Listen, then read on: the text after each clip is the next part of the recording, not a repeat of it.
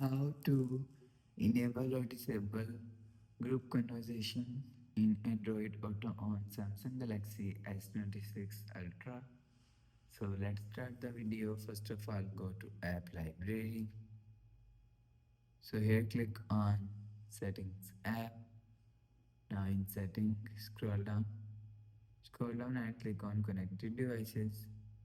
So after click on Connected Devices, scroll down and click on Android Auto.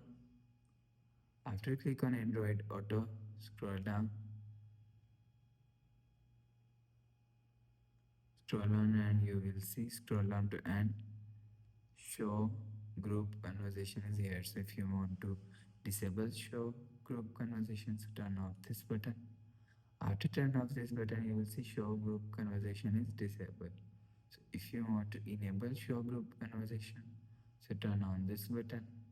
After turn on this button, you will see show group conversation is enabled. So you will enable or disable show group conversation from here. So after the process, go back to home screen.